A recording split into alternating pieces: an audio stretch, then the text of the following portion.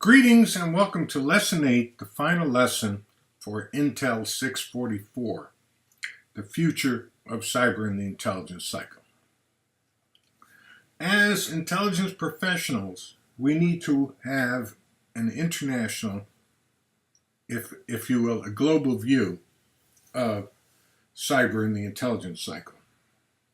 And as you recall, this course follows two threads. One, the use of the intelligence cycle against cyber targets, and two, the use of cyber tools as a means to optimize the intelligence cycle in executing its mission. In terms of the intelligence cycle in the 21st century, it's appropriate to look at the threat perspective from another angle. In this case, I'm using the National Security Strategy of the United Kingdom from 2015. David Cameron was the Prime Minister there until he was ousted after the great Brexit, Britain exit from the EU vote. In this lead quote, the Prime Minister says essentially that we can't discriminate from the threats, whether they're formal national threats or some other threat that we don't recognize at the moment. We have to deal with all the threats. And that's the national security perspective. And I think President Obama, with his activities in precision PDDs, as we've discussed in the course, has also taken a very aggressive position here as well. Over the last 7 weeks, we have worked with 6 course objectives, and the final week we'll use these as a backdrop to look at the intelligence cycle as our textbook looks at it and as the British National Security Strategy looks at it. According to our textbook, there are 3 core principles: a narrative, an identity separation, and a model. The narrative is a sequence of functional activities, and an identity separation means the intelligence professional is not the customer. However, the intelligence professional must learn to think like the customer and must appreciate what the customer wants. The third core is it really possible to model intelligence activities?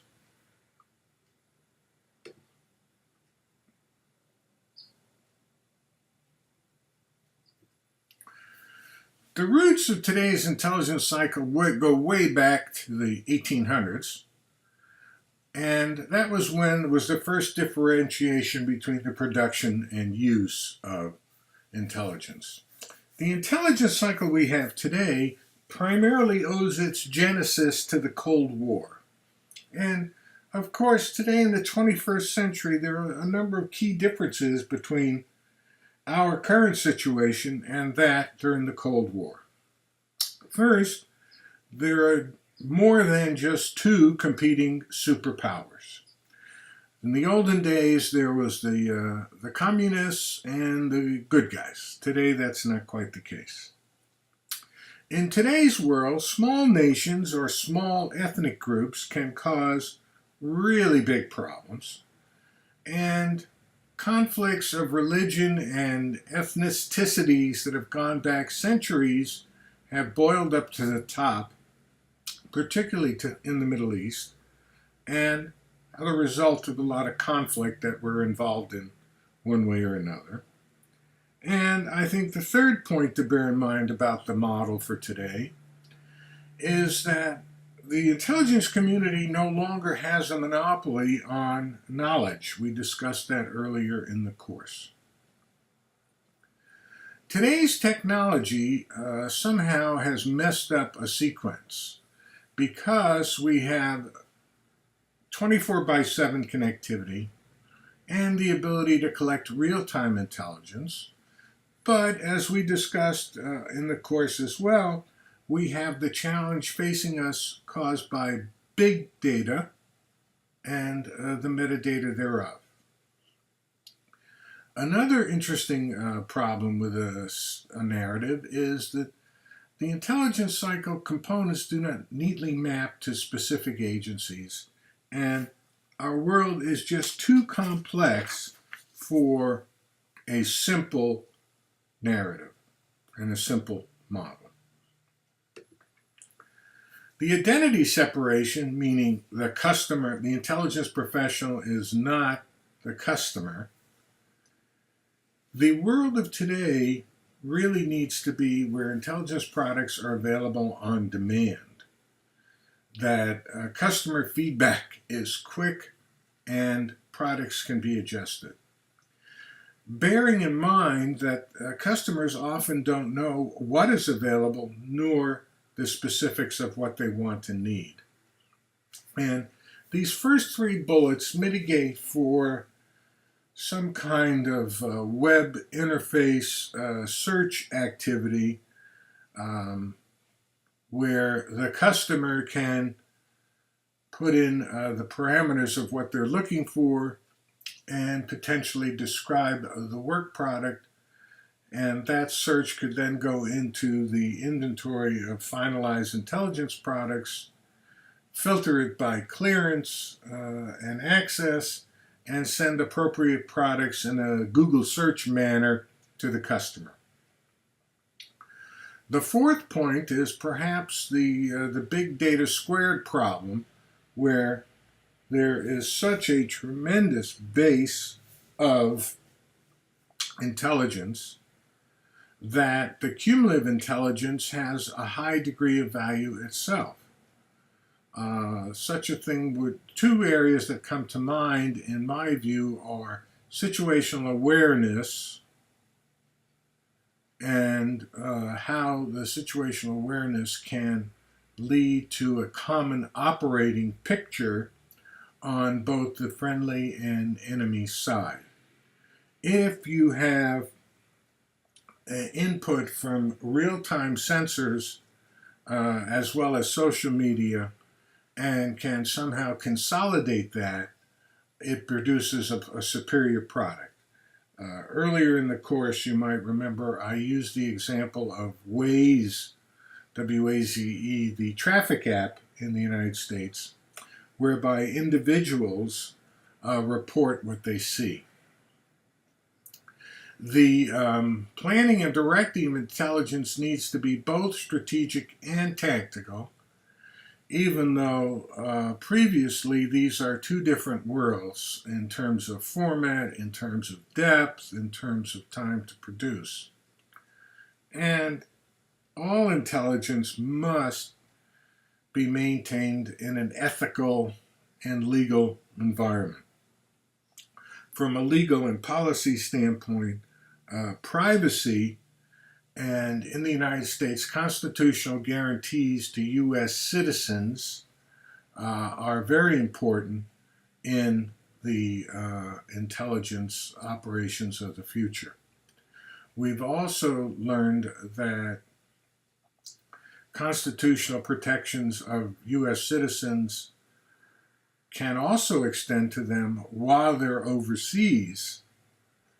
And how this will play into the future is anyone's guess. The end result here is that the narrow model does not seem to fit. The threats facing the nation are not confined to nations. There are non-state actors. Terrorism is noted in the second bullet, but the UK didn't say anything about trans-criminal organizations, transnational criminal organizations, often acronymed as TCOs. But organized crime is a threat to national security. Underlying the model is, can we in the U.S. accept the British definition of national security as a secure and prosperous nation? Is that overly simplistic? Should that include something about welfare? Should that include something about representative governments? And lastly, the model cannot just divide domestic versus overseas threats. We have U.S. citizens who've gone overseas, who have come back, and who have performed terrorist acts, or who have been convicted of aiding and abetting terrorist organizations. And these consist of naturalized and native-born. We also have the threat of the homegrown violent extremist, who may or may not have been influenced by an overseas force. Both of these show that you cannot simply divide domestic and international. From a legal and policy standpoint, this becomes even more complex as we have a body of federal crimes and a body of state crimes. And depending on the perpetrator, how that would be dealt with. These all assume that they would be dealt with in the court system outside the Defense Department, in federal court for some crimes and state court for others. The Boston Marathon bomber homicides would have been state, the other acts would have been federal, and the way it unfolded is that the federal jurisdiction precluded the state. But these incidents are not necessarily very clear, and so would have to be decided on an individual basis. If we step back and look at the intelligence world from reasoning, I have 4 on the slide, and then I have another one I'd like to add. I've already talked a little bit about situational awareness. The second bullet there, the why and what for of behavior, the explanatory theory. This is very much the Sun Tzu think like your enemy bullet, because it's exceptionally useful to understand the motivation of an attacker when you are charged with learning about them and doing what you can to prevent attacks. The predictive component is always present in the intelligence world, where we want very much to be able to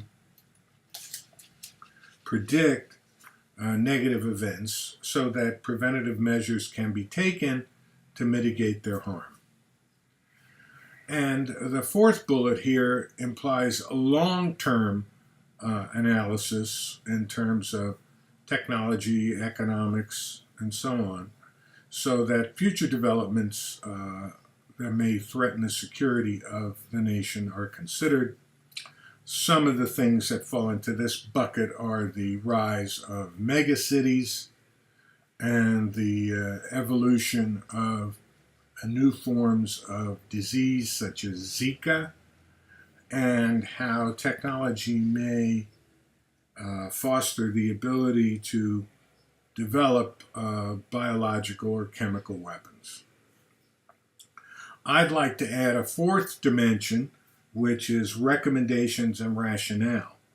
I often feel that what separates the good intelligence officer from the outstanding intelligence officer is the outstanding officer will not only say what they think the enemy will do and why, but having a knowledge of operations will propose to the commander what exactly should be done to minimize the impact that this attack would have if the enemy moved along that direction.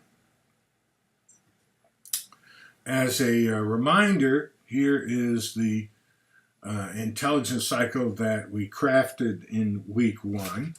and I will leave it to you to determine if we should adjust it, but let me offer some suggestions. On this chart, I have taken the components of the intelligence cycle as we came up with them and have put some items in each of those buckets that I think will affect the intelligence cycle of the future.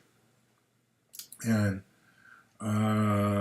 just going across to the right-hand side there, LEDHS stands for Law Enforcement Department of Homeland Security / military blur.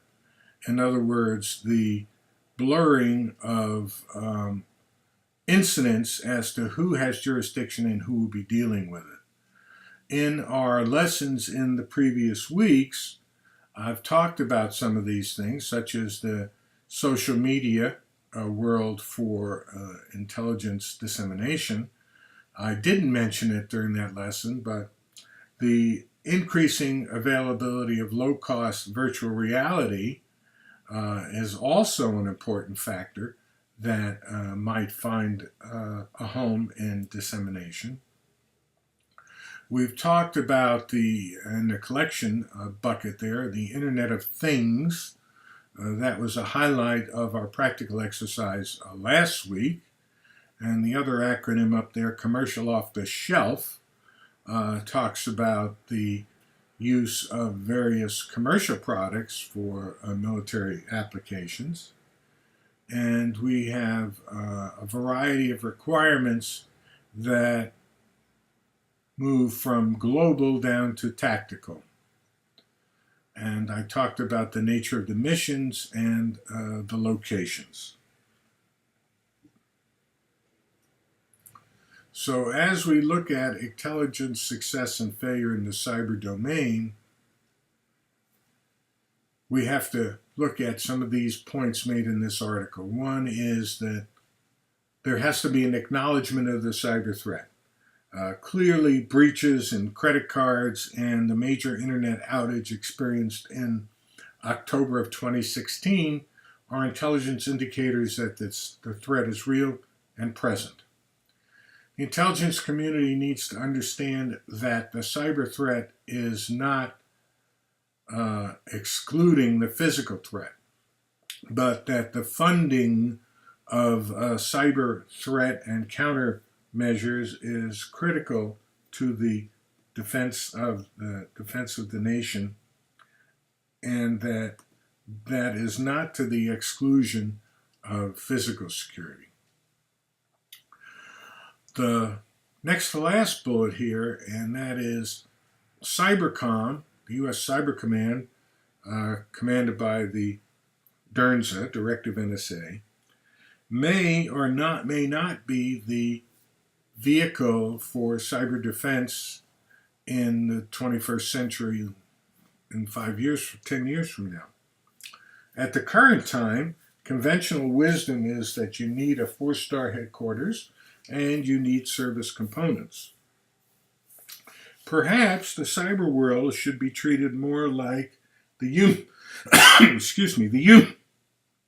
human world, and that is that a civilian-run agency equivalent to the CIA might be a much more appropriate agency to deal with the cyber threat. And does success really mean no major cyber attacks? We have discussed the fact that there are literally thousands and thousands of cyber attacks every day against both military and commercial targets in the United States.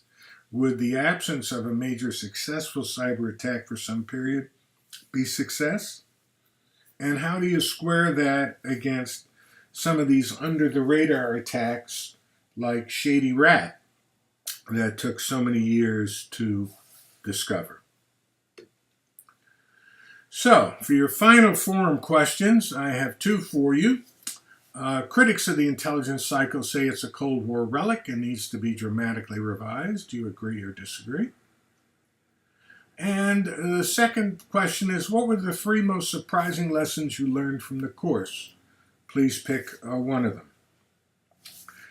I hope that the course has been a good one for you and that you have been able to apply what you learned last week and that you recognize that the world is now a hybrid of both traditional and cyber, and that the intelligence cycle of years past may be a foundation, but that the influence of technology is making it necessary to make the intelligence cycle more fluid, making it less formal, and perhaps even determining that it's not really a cycle at all, but it's really a jumble of things that happen inside a universe.